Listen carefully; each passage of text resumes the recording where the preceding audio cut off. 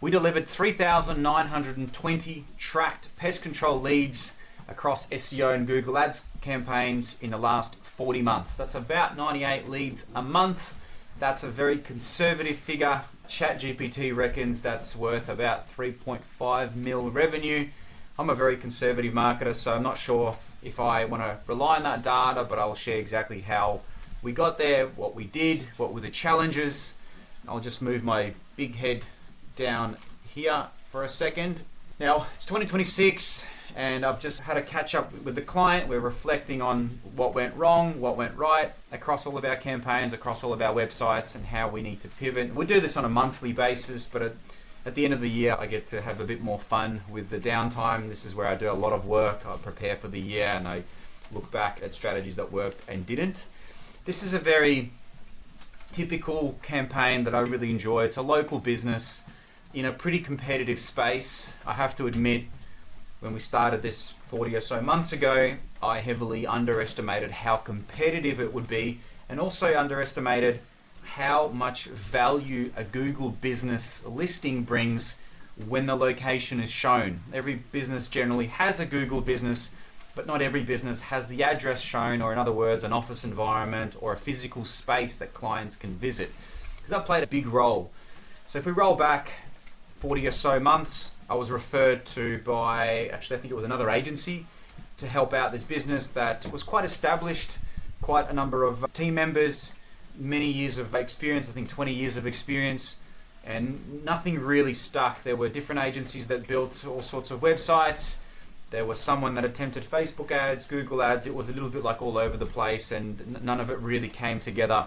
And a lot of the time with all of the campaigns that I look after, it's an omnipresent effect where I fish for leads in all the places that I feel matter. And in this case, it's very sensible to fire up a Google ad because people are looking for pest control, they're looking for termites, they're looking for dead animal removal, and a whole bunch of new keywords that I've learned. Facebook ads, not so much in this space. We can run some retargeting ads for the brand as brand awareness, but if I was to fire this campaign up again, I wouldn't change anything else aside from drill to register a Google listing and have the address shown if possible, but not every client has an office or a warehouse or anything like that. So a very quick summary, there were 1,386 leads delivered from SEO. Now, what do I mean by SEO? It's when a form gets filled out, okay? So that's how I track an SEO web lead. It usually arrives via SMS, via WhatsApp, via email, and all the automations in the world to make sure the client gets on that call as quickly as possible. Now, because the business did have an established phone number, I don't track the calls. Google ad web leads were 1,197, but we have a unique phone number that I set for them, which has delivered 1,337 phone calls. The number is my own. I redirect, calls are recorded, AI and things like that, so the client gets a notification. They can see if they've missed a call. It's really cool tools that we use to help clients stay on top of these things. But you can see I'm tracking calls on Google Ads. I'm not tracking calls on SEO. So the true lead number is actually much, much higher because an established business of already 20 years is going to be getting quite a lot of phone calls that already know of them, word of mouth, referrals, but also coming through SEO, which is not something I'm tracking. So I prefer to underplay. Once again, I prefer to underpromise and overdeliver. It's just, I'm not one to celebrate these things. So roughly $48 is what it costs for a Google ad lead. Now this number doesn't track the calls, but we spent about $123,000 on Google ads since roughly mid-2022. This does not track phone calls. Phone calls are added, so it's about $48 a lead. That took years for it to get to that. When we first started, it was like 120, 140. The challenges here were that the business didn't really have any Google reviews or no sort of presence. The business name, let's just say that when you Google that business name, there's a few other businesses with the same name. It's one of those sort of generic names. Makes it very difficult to stand out when your name is a common one that gets used. I'm not going to disclose the details now. How do we come up with this calculation of 3.5 mil? Once again, we're not tracking SEO calls, we're not tracking direct emails. So an established business of 20 years will be getting direct emails, people referring And we're not tracking Google business phone calls. We can see it, we can see the visibility, but we're not tracking it. Every case is different. Some campaigns we do, some campaigns we don't, but the business is quite established. Now, how do we calculate? I literally opened ChatGPT and I said, give me the average service and lifetime value of a pest control client in Australia. General pest control treatments, residential, are often about 150 to 300 a visit. Yeah, that's about right. Yellow pages. Annual pest control contracts, commonly 150 to 700 per year, depending on frequency. Yeah, okay, I can believe that. Termites are a very serious thing, and we have in our Google ad campaign, we have 2 landing pages. One is targeting termites, one is targeting pest control. The general pest control one is far cheaper. Termites are almost double in price, but if a deal like that lands, do the math of profitability. Median cost suggests typical total service orders span roughly 250 to 450 per engagement for standard services. Right, once again, this is just ChatGPT. This could be hallucinated, but they look right compared to what the client says as well. Now, purchasing frequencies. I myself only need pest control where I live maybe once a year. I'm in a coastal area. Sometimes people will only book once, that's it. But according to these sources, the frequencies are 2 to 4, and then also there's commercial services, there's business, pest control and stuff like that. So the average life is sitting at about 2.5 to 3,000. It says here USD, US market. So things get blown out. So there is a little bit of calculation behind this. Now, once again, I'm not one to brag. These are just a figure of value of these leads. Now, a conservative figure is 10% conversion. Everything comes down to how good the business owner is at selling. Right, and it could be the best leads in the world. Someone still needs to call them. Someone needs to be capable of having a conversation with them. Someone needs to be approachable. After sales service, before sales service, and things like that. 20%, 30% conversion, it's 6 mil. 20% conversion is 3 mil. Anyway, I'm going to jump to basically what we did. In this case, like all the others, we begin by doing a complete audit. It's an audit of competitors. Where do we want to rank for? What keywords do we want to rank for? What services do we offer? This is where I'll sit down with the client and understand what they specialize in. What is their bread and butter service? I remember at the time we caught up and one of the keywords was dead animal removal, but all of my data said, this stuff doesn't make you a lot of money, this stuff is expensive, and I don't think you're going to break even. Because that was one of those key terms that is just like a one-off service and rarely leads to more return, but that was just my 5 cents. And so that's when we catch up and I understand what the offerings are. Then I begin to deconstruct competitors. I look at websites obviously at the top of Google here in Australia.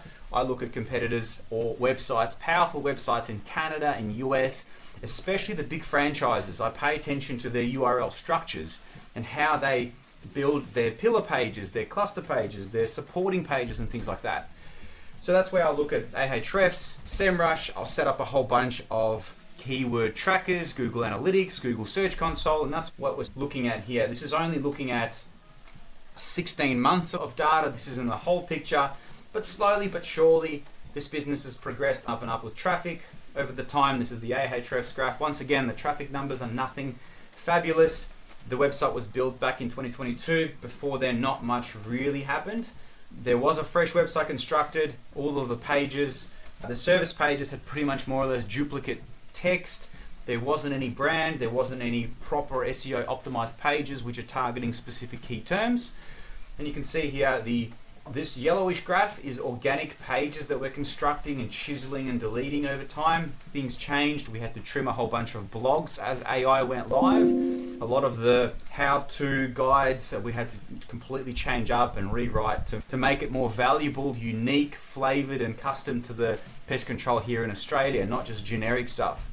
Here's the orange chart is the organic traffic reacting. You could see it's pretty much like a year delayed effect of pages going up to the traffic reacting and then the traffic value. So we're actually showing up for keywords that are worth something. You can rank for a term that is commercially useless but gets a lot of traffic. And this is what a lot of SEO campaigns miss. Anyone can get traffic, but if it's a useless term that doesn't bring value, it's just useless. Sure, the ranking boner looks brilliant, but if the leads are not there, it's not good. So this traffic value is a calculation of if we were to pay for these clicks with Google Ads, which we can see here, 9,000 clicks, That means the average cost per click is about $10. There was 1,200 leads. This is not counting phone calls. An average cost per non-phone call lead is $102. So when you add the phone calls, it's about $48. So we spent $130. So we know that how much traffic costs per click for keywords that actually matter. And so this is a chart that shows that we are showing up organically on the SEO front for keywords that do matter. Once again, a lot of my campaigns are like an omnipresent effect. I will show up in Google Ads. We will dial the budget up and down depending on lead flow. Sometimes we'll turn off the ads altogether when the business is busy. And hope to God we don't ever need to run Google Ads. It's just in a lot of spaces, the business owner is equipped to handle more business. They're ready to recruit. They're able to scale the team. And so it's go. So when it came to firing up the campaign, the client needed leads ASAP. They'd spent a whole bunch of money on marketing, and I said, look, I can't rank the website in its condition that it's in. There were a whole bunch of messy pages on the website. There weren't really any SEO pages. So we slapped up 2 landing pages very quickly. It was a termites page and a general pest control page. In fact, 3 landing pages. There was a dead animal removal, but very quickly we turned that off after burning $5K, realizing the leads are expensive and they're not positively geared. But neither were a lot of the general pest control leads. Once they were coming in initially, they were sitting at 120, 140, $100 a lead for a service that's only going to cost $100. It's that a lot of those initial jobs are not positively geared. And so that's where, if you do good work and you look after people and you smile and you deliver value, you leave a magnet on the fridge, referral. Pests come back, right? People chat to you at barbecues. They will refer you if you do good work and you look after them. Google Ad has got over 3,000 negative keywords, 44 unique ad variations, and a whole bunch of 20 plus ad groups. Now the way we run Google Ad accounts is we spend a lot of time fighting Google to make sure money's actually spent on keywords that matter.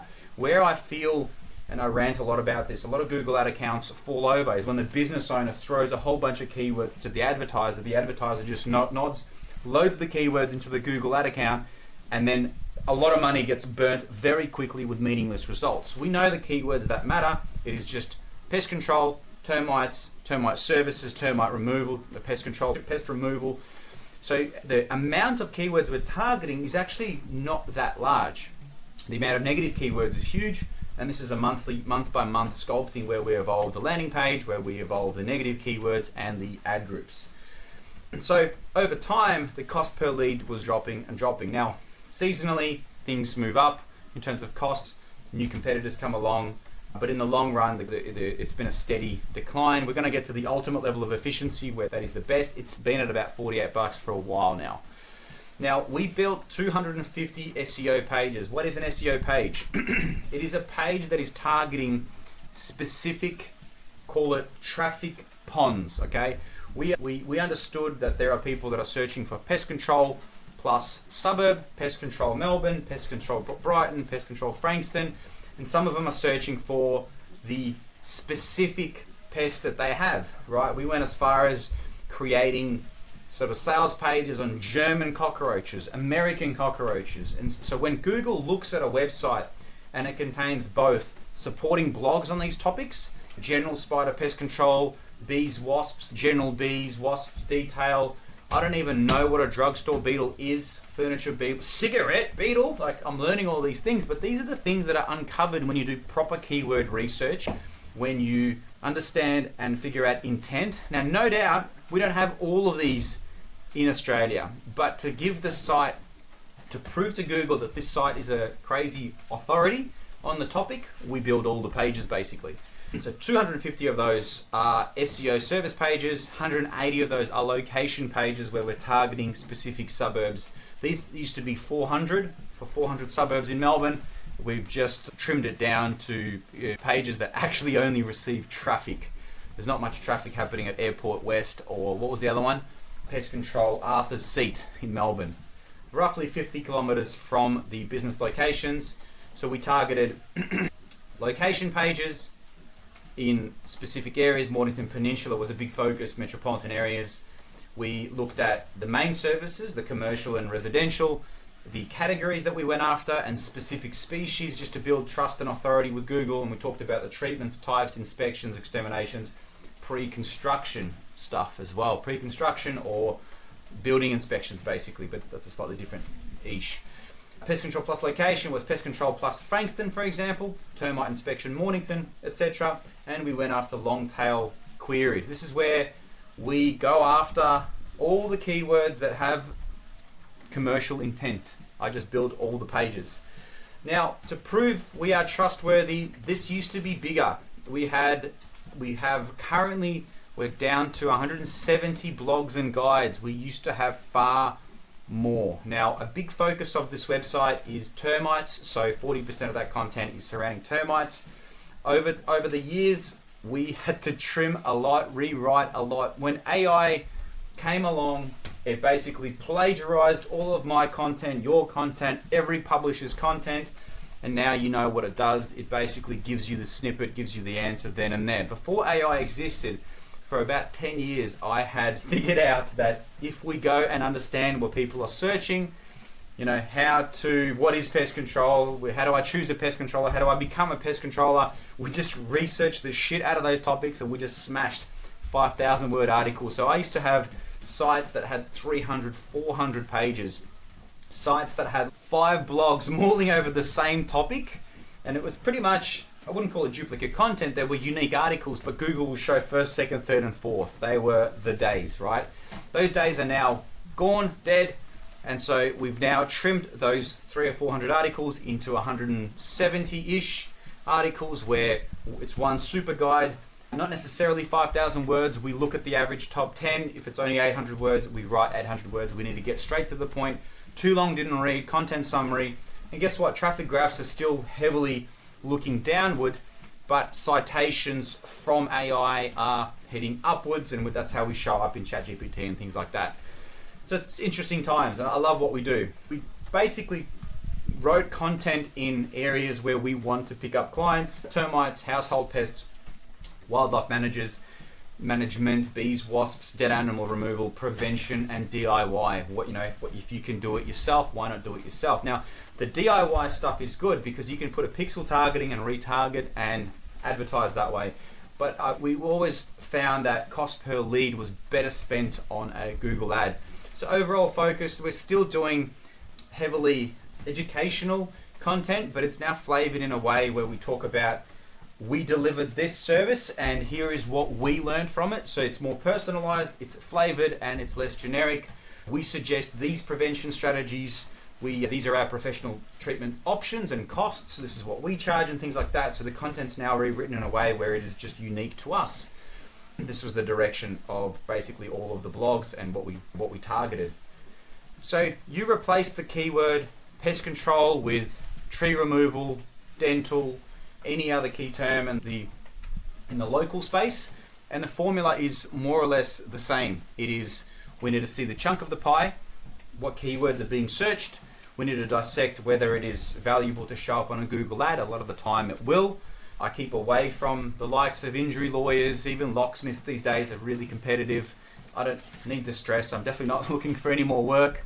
But you look at the keywords, you look at where is it best that we show up. Is it Google? If it's on Google, then SEO will definitely work. Cost per lead, cost per click. We look at the competitors, we look at the competitor pages, we look at the competitor backlinks, because that's one of the things I haven't talked about at all. Each month the site gets hit with backlinks. Those backlinks are sent to the blogs as well as the service pages. The blogs then send the SEO juice via the internal links to the main pages, and up we go. And here is the graph that I showed you early on. Things are quite pretty. A lot of graphs these days are not so pretty because, once again, we used to get thousands and thousands of traffic, not on this website, but on blog related stuff. Because AI has just taken that traffic, a lot of the graphs are down, but funny enough, leads are up if the blog was well written or rewritten and it's being cited by AI. So same with this. Traffic looks like it's down since the late 2025, but leads are looking healthy, and Google Search Console isn't exactly reflecting. I guess it is. It's just a matter of timeline that we're looking at. Any questions? Hopefully I've covered everything. Let me have a look. I didn't cover a lot of things. In terms of my process, Screaming Frog, we look at competitor ad analysis, cost per click calculations, landing page copy designs, We inspect Facebook ads. In this case, Facebook ads wasn't a thing. Not to mention 50 or so listicle type posts recommending this business as the best. Eugene's rank and rent websites, which is basically like Pest Dash Control, Pest Control Melbourne, Pest Control Sydney. These are additional sites that are recommending this site, pushing leads to this site. Phase 1, yep, basic Google ad with multiple pages just to get leads through the door. Then the SEO begins. Then we built out the site, we built out the proper pages. I think that's done. Hopefully that's been helpful. Let me know if you have any questions.